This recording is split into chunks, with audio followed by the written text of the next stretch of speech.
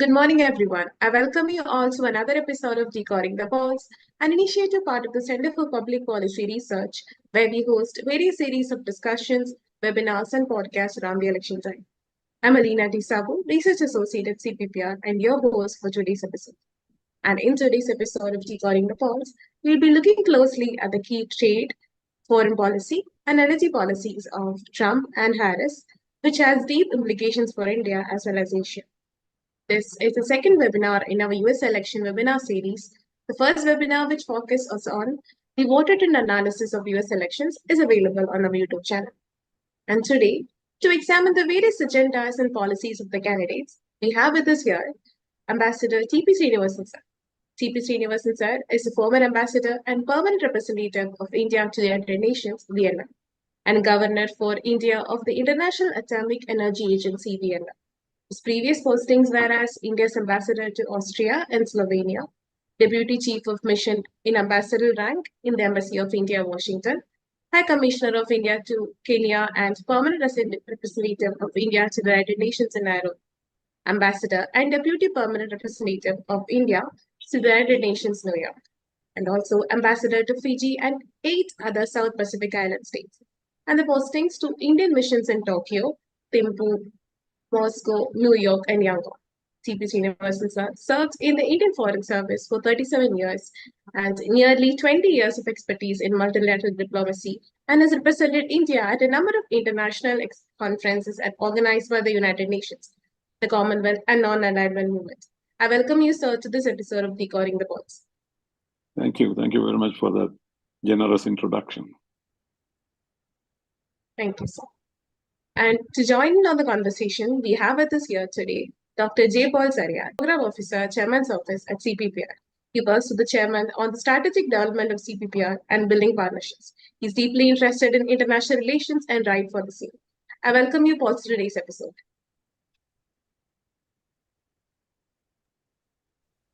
Thank you. Thank you so much, Alina. Yeah. And in today's episode, we'll be focusing on key trade, foreign as well as energy policies of Trump and Harris.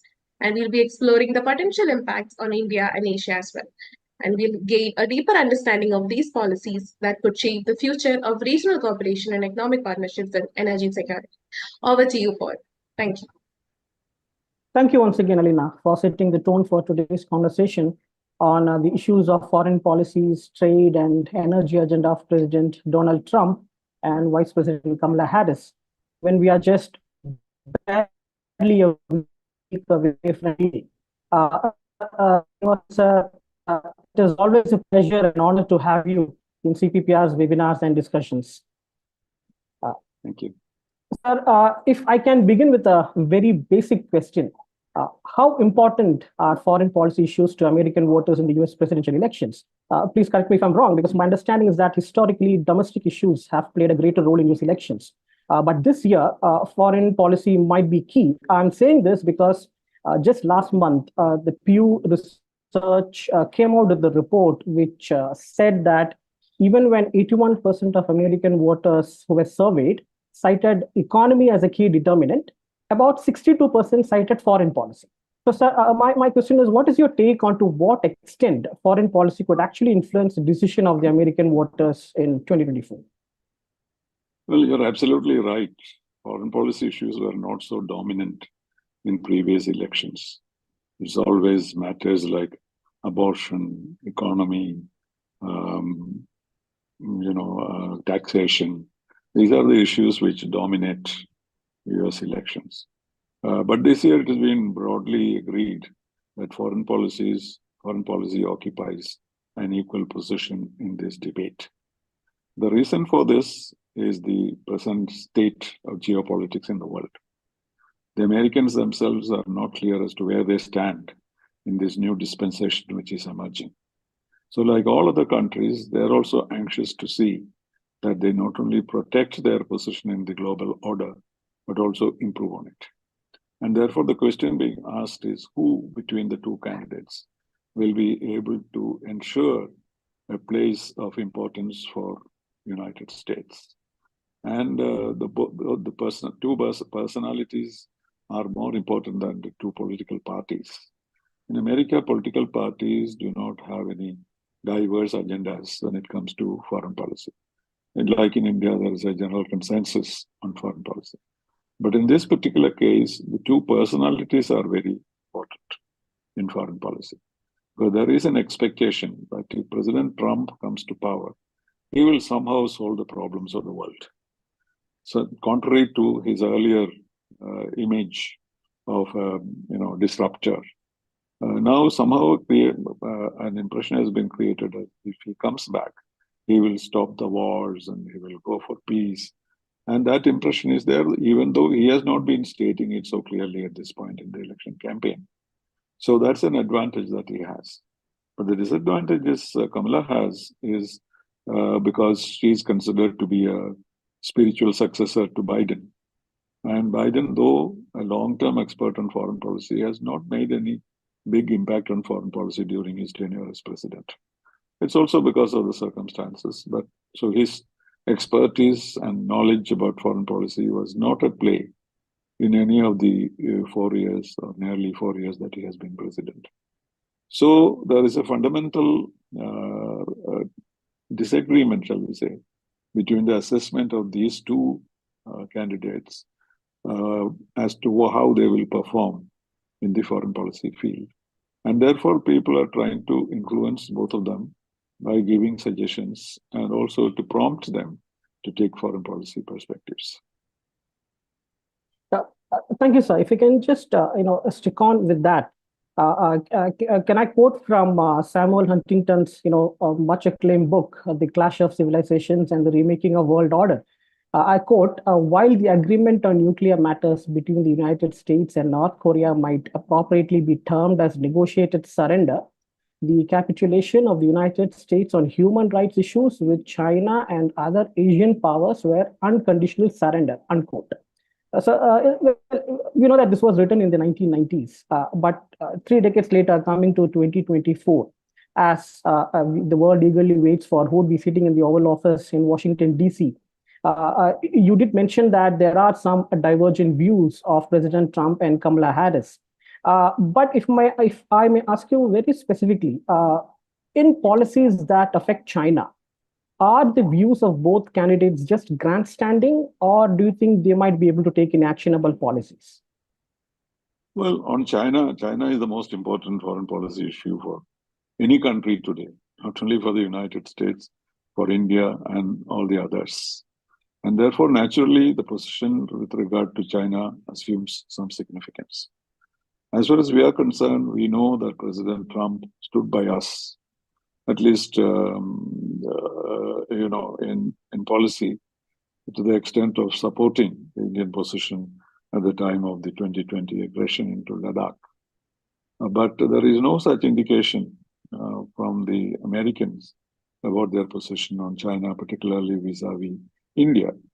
So if we were to look at the foreign policy of the United States vis-a-vis China, we are more encouraged by Trump rather than by Harris, because Trump has taken a very aggressive line on China, declared almost a trade war, and has not done anything to encourage any kind of rapprochement with China. Well, he tried that with Russia to a certain extent, though he did not succeed. He even tried with North Korea, which of course was a disaster. But on China, he had a very specific line, and that is of a matter of some joy for us, because on the China's sector, where we are going to have face the greatest difficulties, President Trump may take a more positive position.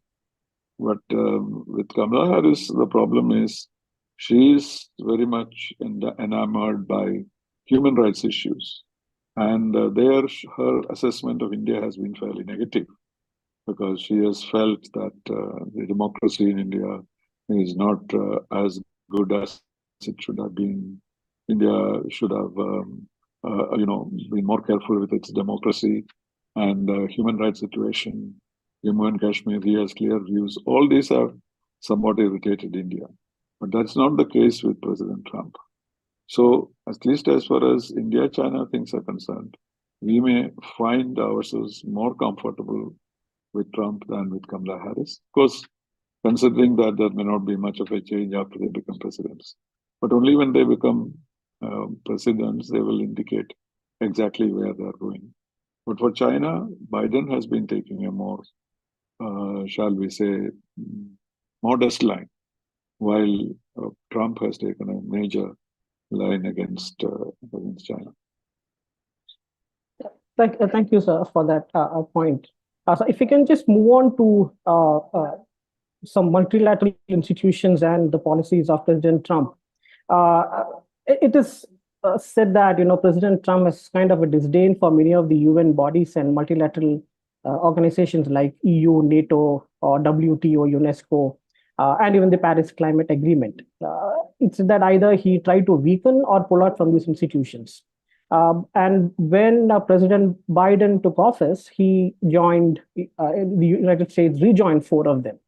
Sir, given your very vast experience in UN and other multilateral organizations, can you shed some light on the implications on the global order when a liberal democratic superpower like the United States of America is seen to be kind of inconsistent in supporting multilateral institutions? It is not inconsistent. In fact, even with the time of President Bush, Republicans had some kind of hesitations about the UN. They got their contribution reduced by a certain percentage. They fought very hard to control the budget of the United Nations. And some occasion they refused to pay the dues, the membership assessed contributions to the United Nations. So Republicans have not been very friendly with the United Nations. But Trump did the ultimate by virtually burying the United Nations by saying that the United Nations had nothing to do with world peace, and each one of us should deal with the global issues ourselves. He, in the General Assembly itself, he declared that I look for my interests and I take care of that, and you take care of your interests, and that is what was his philosophy he put forward. Though I won't say that he carried it to its logical extent by doing any great damage to the institution, because the institution continued. But his attitude towards the United Nations has been really negative. And that is the very reason why United Nations has become paralyzed. Because after the Gulf War, there has not been any issue on which the permanent 5 could join as a result of whether it is fight against terrorism, whether it is the economic crisis, whether it is the pandemic, or whether it is the 2 wars which are being waged. The United Nations has been completely powerless. The Secretary General cannot even enter Israel. And this kind of a situation has never happened before. And therefore, the UN is really been, what shall we say, put in this position by the creator of the UN itself, which is the United States. So that's a major development. And whether this MAGA attitude will continue, or whether he will make some reconciliatory moves towards the UN by supporting in some initiatives, it is to be seen. But all these 4 crises of the 21st century, the United Nations was not able to do anything because of the veto. So the question of veto is being examined. New permanent members are being considered, but there is really no real progress because nobody knows what the United States will want the UN to do in the future. So there are many, many proposals. Very recently, just before the elections, Americans made a big change in their attitude towards the UN by saying that they are willing to take on not 1 or 2 or 3 permanent members, but 6 permanent members, which came as a big jolt to all of us. But the twist was in the tail, but none of them will have veto. So that doesn't change the global situation. Even taking 1 new permanent member with veto would have changed the situation of the UN to a certain extent. But putting in 6 permanent members without veto does not change the situation, and that does not hold any promise for us either. Of course, some of us may feel that to put your foot into the Security Council may be a good idea, and we must accept it. But I have very strong views on this, what is called the perils of permanence. I wrote about many years ago. Because if you are a permanent member sitting there in judgment of the world, as you'll be called upon to do, then we'll have to take very many decisions or be party to very many decisions, which would irritate one country or the other in this world. And without gaining advantage, any advantage for us, we will win the displeasure of many countries. And we'll be dragged into international controversies without any particular position we have. The permanent members can take very independent positions because if they turn against them for any reason, like we have something on the agenda of the Security Council, which we are concerned about, if they turn against us on an issue like that, then naturally we will find ourselves helpless because we'll have no veto. So permanent membership without veto is a hazard, and it does not change the scene in the United Nations. So I'm not in favor of accepting permanent membership without veto, but then there may be other considerations which I do not know about. Thank you, sir. Earlier, you briefly mentioned about Russia. So if you can just bring in the Russia-Ukraine conflict. Vice President Harris once stated that, if it was Trump who was president, Putin would be sitting in Kyiv. So do you think, if it was a Trump presidency, the things would have been different? I think it would be definitely different this time.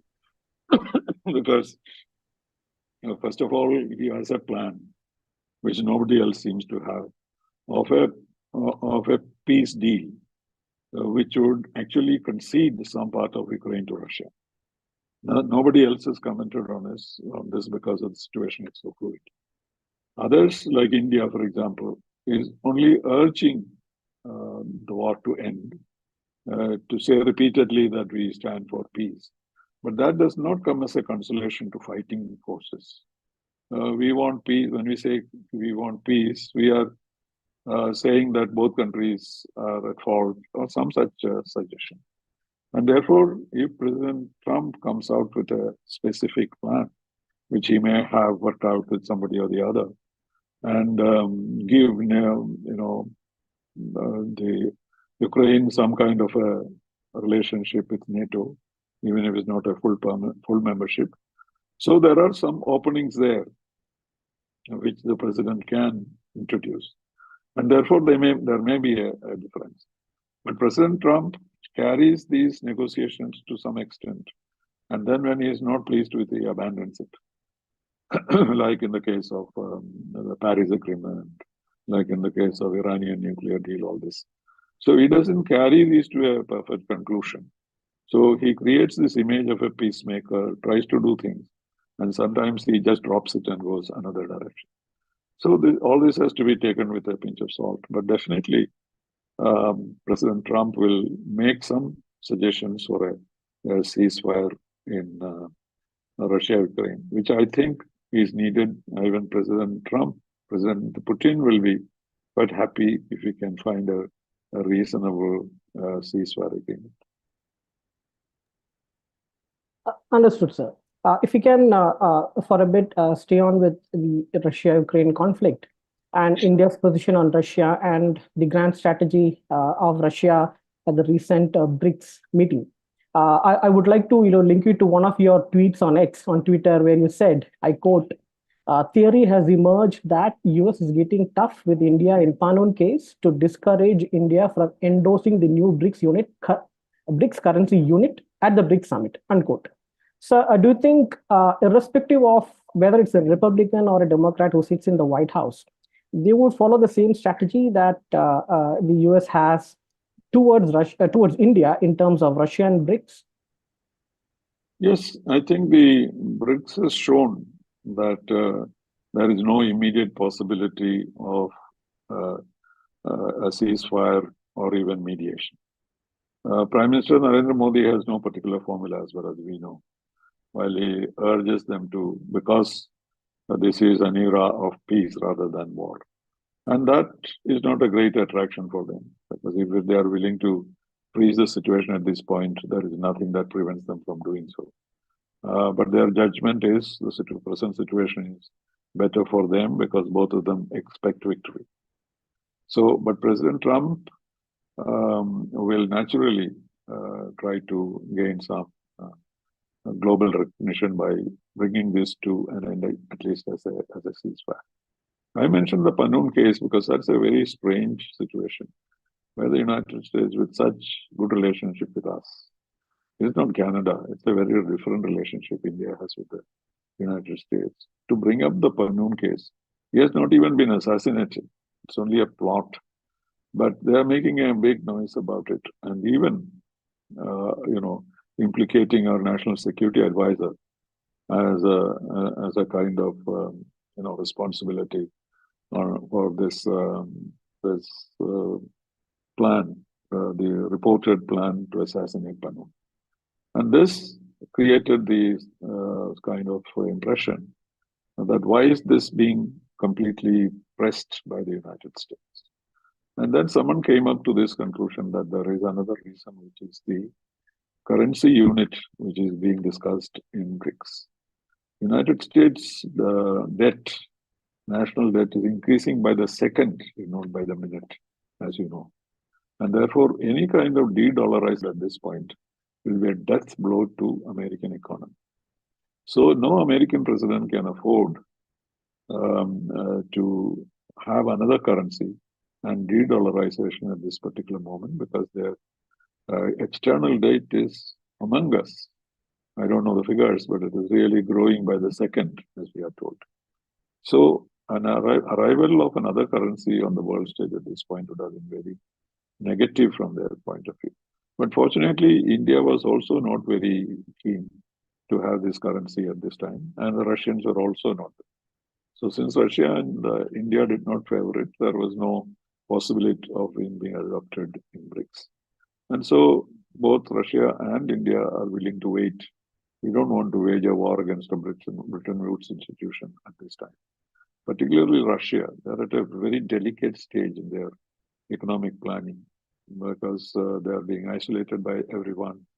And then if they go around with a new currency, what would be their fate? They do not know. So anyway, BRICS has settled that.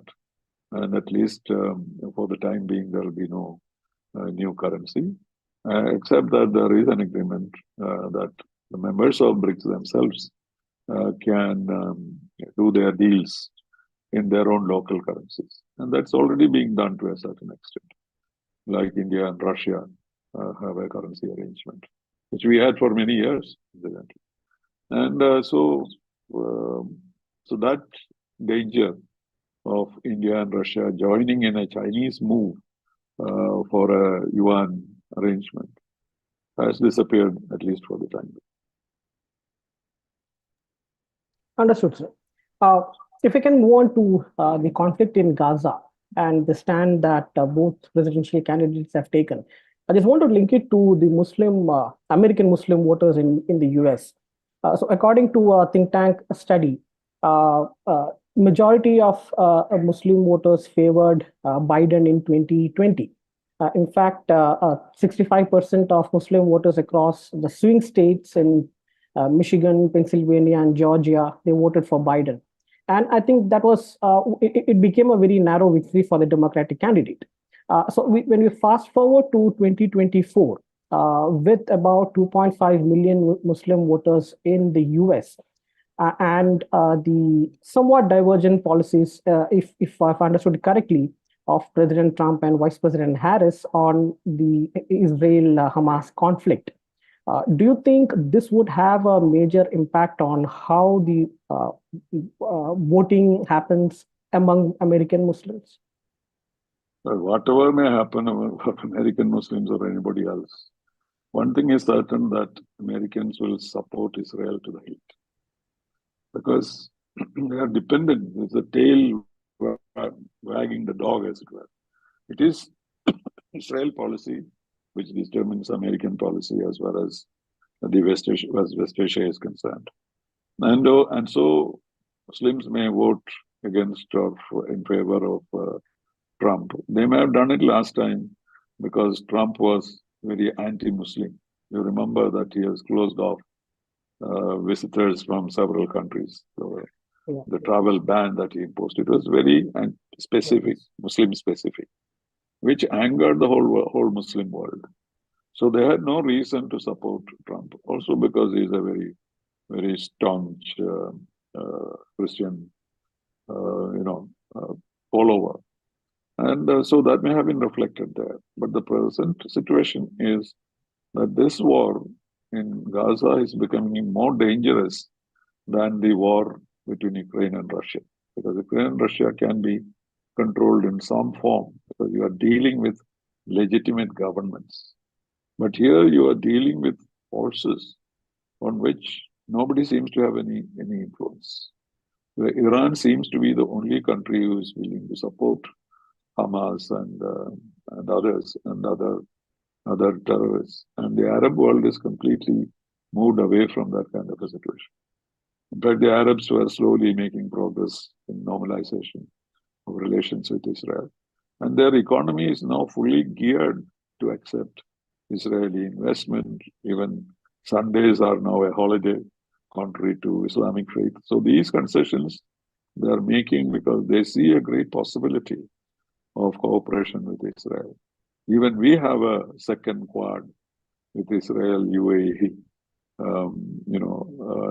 and India, and so on. So a new world was emerging, and that has been halted by the Hamas, because Hamas went to a conflict at this time, basically to bring the Palestine issue to the forefront of the world agenda. Remember, last few years, have you ever heard of a Palestine proposal? Did even G20 have no mention of Palestine, even though it was held in Japan? So Palestine was going off the agenda. And if Saudi Arabia had also signed the accords, then there would be no Palestine issue.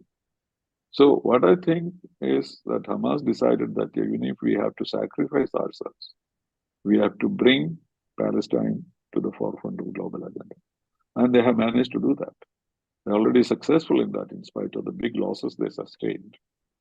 And therefore, this situation will not change. President Trump will also follow a policy of friendship with Israel. But he may come up with his formula, some formula like the two-nation theory, because Trump had not abandoned it, even though he gave away Jerusalem to Israel. He did not abandon the two nations theory. So that is the only solution we all know. And he may slowly and gradually move towards it. And therefore, there is some optimism on that part also among the electorate, perhaps. Thank you, sir. If I can now move on to the policies on trade and economy of the two presidential candidates. On matters of trade and economy, there seems to be some sort of continuity that we saw under the presidency of Joe Biden, where most of the tariffs that were actually imposed by President Trump's earlier presidency were left untouched, and in some cases, more were even added. However, if I understood it correctly, Vice President Kamala Harris now attempts to draw a different picture, especially with her economic policy document, which is even titled A New Way Forward for the Middle Class. And then we also hear about 23 Nobel Prize winning economists who slam President Trump's economic agenda, but they go on to endorse Harris's economic policy. So do you think Harris White House can actually reverse all of Trump's economic policies when the administration that she is currently the vice president of, could not do much? And also looking at the policies of both the presidential candidates, how concerned should countries in the developing world, like India and other countries in Asia, how concerned should we be? Well, I'm not an economist at all, so don't take me too seriously. But as you know, even when President Trump was following a policy of friendship towards India, when it came to trade matters, he was very, very slippery. We all know that. He got on the plane by saying that he will sign a trade agreement, but by the time he landed, there was no trade agreement. So their global policy towards developing countries has hardened rather than relaxed. But as far as the elections are concerned, that is not really the issue. The issue is pension, taxation, the so-called pro-rich policy. And the pro-rich policy pursued by Donald Trump has attracted the entire industry. Musk being the spokesperson of the richest people in the world has put his entire support to President Trump. This is a risky proposition because suppose Kamala wins, then where does Musk go for his own, part of the bread, piece of the bread from the administration? So he has put his entire financial and other assets onto President Trump, campaigning personally, individually, and this is a risk because there could be a banding up of the economic forces in line with President Trump, while Kamala Harris does not have any such agenda, except for her to say repeatedly that we are pro-poor and we'll eat accordingly. So, therefore, this is not very clear as far as I'm concerned. But I believe among these issues, the most important one is the abortion issue. It is a very emotional issue, particularly for women in the United States. To an extent, it is not understood in the rest of the world. The rest of the world taken a practical approach to abortion. But there is a sentimental and ideological attachment to the right of the women to take care of their body. And that's become a kind of brand for the Democrats. So this might play a very major role in the election. And there are certain states which will go to any extent to support the Republicans. That seems to be an issue which will be of considerable concern. So whether it is for the poor or the rich, it will be a matter of guessing at the moment. And they will try to make everybody happy by pursuing different economic policies. But I don't see a very rigid situation on either side, except on abortion. Okay, sir. So if you can just, since you mentioned India and how the policies of Trump were, we know about the fact that President Trump revoked the GSP, the Generalized System of Preferences that India enjoyed. So, sir, do you think in a new, if it's a new presidency of Trump, there could be some changes there, or at least on their position towards India in matters of trade and tariff? Well, the general impression in India that he will be favorable to us, particularly because of the friendship, in inverted commas, that both of them, proclaim. And whether how it will act out, like President Trump tried to show that Prime Minister Modi was coming to United States to visit him.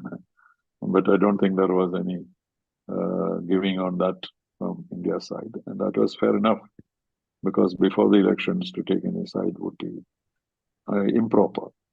But certainly there is expectation here that he'll be more accommodating. And that is the reason why Prime Minister Modi emphasized the importance of the diaspora when he was there. So he dedicated a whole session on the diaspora and gave the diaspora a role. In the earlier days, we used to say you're all ambassadors of India, etc. But now he is saying that the diaspora should be active participants in India's economic collaboration. And that is offering a kind of incentive to the Indian businessman. And that may act in his favor. There is no such attachment that Kamala Harris has shown to the Indian community. In fact, if anything, she has been distancing herself from the Indian community because of this dual kind of posture that she has. So she would rather cultivate the Black community rather than the Indian, though Indians will certainly support us to a certain extent because of pure emotional reasons. But the fact that she did not visit India even once as the vice president might also go against her in this particular matter. So we do expect that Trump would be more reasonable this time than before. And that would be, of course, he'll judge it on the basis of what benefits him in relation to our activities in the Pacific. And the sad part of it is, which I always point out, is that India is still not a member of the APEC. And this is an American doing, saying that India was not liberal enough, etc. Now, nobody talks about it, but they have not made any change in their policy that India shall not be a member of APEC, which is the most prominent economic body in the region. And we have decided not to ask for it because we are fed up of asking for it, and we are keeping quiet to wait for them to come back. And that will be a good step that President Trump would do if he involves India in the APEC grouping. That is something I'm looking forward to. Okay, understood, sir. If we can just also very quickly ask you, how do you look at the diaspora in the Indian diaspora in the US viewing these elections? Because I'm reading some reports where it is said that the Indian diaspora seems to be moving towards the Trump campaign. So how do you look at that? Is there any truth in that? Well, I have no figures, but it is very well known that the traditional democratic lobby in the Indian community has become weaker. Many traditional supporters have moved away to Republican side. I have no figures, so I cannot argue that this is true. But this is the impression that we have. And also from the crowds we see, which we saw on Long Island this time, was exceptionally large. And the message of the BJP seems to have a hold on the Indian community's thinking that Prime Minister Modi is providing strong leadership and is able to stand up to other powers that be to fight for India's rights. So this kind of a vague movement towards Republicans is visible. Again, I have no figures, but generally this is the impression that I get from reading the diaspora literature, which is very active in the United States. The kind of enthusiasm which was shown when Kamala Harris's name was announced the next few days. I was in the US at that particular time. It was euphoric. It was as though India had won the US elections. That was the image it was there. But unfortunately, her elaboration of her economic policies did not seem to have appealed to the Indian businessmen. And that may be one reason why support for her may have reduced in certain areas. But you and I know that this election is going to be very tough, and the dice could go either way, because nobody is taking the risk of saying that A or B will win. Even Democratic leaders were telling me that it is a tight race, nothing more than that. So when you say it is a tight race, it can go either way. The Gallup polls, the polls do not show any clear tendencies because it is still within the margin of error, as they say. But one specific advance that Trump made was, I believe, in the stock market assessments. And there he is further away, much higher than Harris. So the feeling is that that is what will determine not rather than. And of course, then the swing votes, again, there are different assessments. And they can even change between now and the 5th. And that is what it means by swing states. And that is unpredictable. So on the whole, it remains a tight race with possibility for both, but slightly in favor of Donald Trump. Understood, sir. Now, if we can quickly move on to a very quick question on the energy policies of both Trump and Harris. When we look at the views of President Trump and Vice President Harris on the energy agenda, for example, if you take the issues of fracking or the Green New Deal, which President Trump calls as the Green New Scam, or President Biden's Inflation Reduction Act, How, according to you, how different are the plans of each of these candidates on America's energy agenda? And do you think, their views could have a big impact on the global energy scenario? Yes, again, I'm no economist, not on energy to any extent.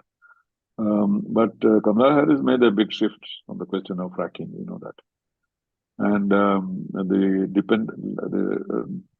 reducing the dependence of Arab oil or the Gulf oil is a major achievement for the United States. And now they are in the market to sell rather than to buy. So either president will encourage this process because that is where the key of real economic power of the United States will prevail rather than other issues. So it is quite possible that the acceptance of fracking by Kamala Harris may have benefited her, but she has to show much more enthusiasm for the kind of economic programs and the relationship with the rest of the world. And that may be a bit difficult at this time to change track. And therefore, I have a feeling that we go ahead to the election with the same kind of division between the Democrats and the Republicans. And it may have its own implications in the results. Thank you, sir.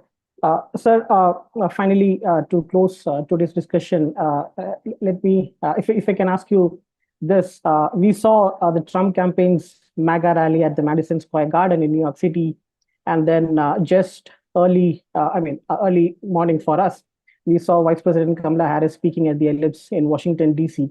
So the other day, I was reading a major newspaper in India, which drew an analogy between the presidential campaigns and the famous fight of the century. You know, the very famous boxing match between Muhammad Ali and Joe Frazier in 1971, held at this very same Madison Square Garden.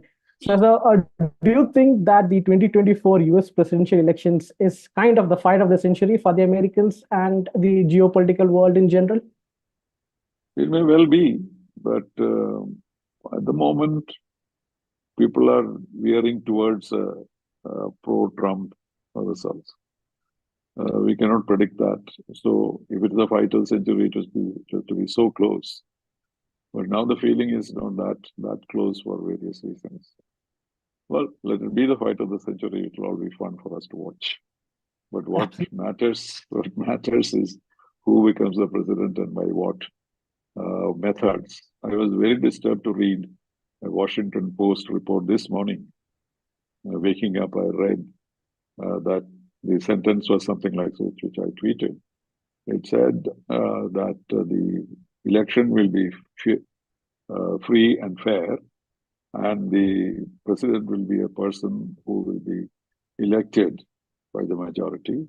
But the way to that conclusion is fraught with dangers and even violence. And they also report that 14% of the Republican Party is willing to challenge the results in any way they can by supporting, let's say in the situation may be in favor of President Trump. But if 14% of the people are willing to, fight to reinstall the result as they deem fit, that'd be a great danger. And I hope Washington Post is wrong on this account. Thank you, sir. Ambassador Sreenivasan, sir, it was truly insightful and rich experience talking to you, sir. Once again, thank you so much for taking the time out to join this episode of CPPR's Decoding the Polls and sharing your thoughts and views on the key aspects from foreign policy, trade and energy, and the other electoral issues in this year's US presidential elections. Thank you, sir. Thank you so much. Over to you, Alin. Thank you very much indeed, and it's always a pleasure. As you know, I'm an advisor to CPPR and its growth. Yes, I sir. delight myself. So it's a very successful organization, and all of you are doing extremely well, and that's a matter of pride for all of us. Absolutely, sir.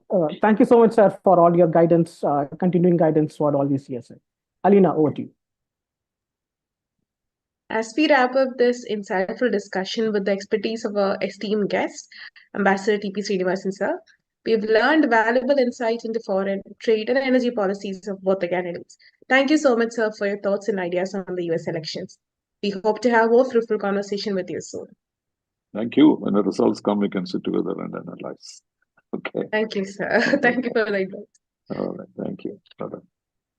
And thank you, Paul, for all the valuable questions and points you have raised in regard to this conversation. And don't forget to Thank like, you. share, and subscribe to our channel to stay updated on more discussions like these. For further analysis and comprehensive coverage of the elections, make sure to visit CPPR's Decoding the Polls website. Your engagement is crucial in shaping the future of democracies in India and as well as around the globe. Thank you for tuning in. Until next time, stay engaged, stay informed. Thank you.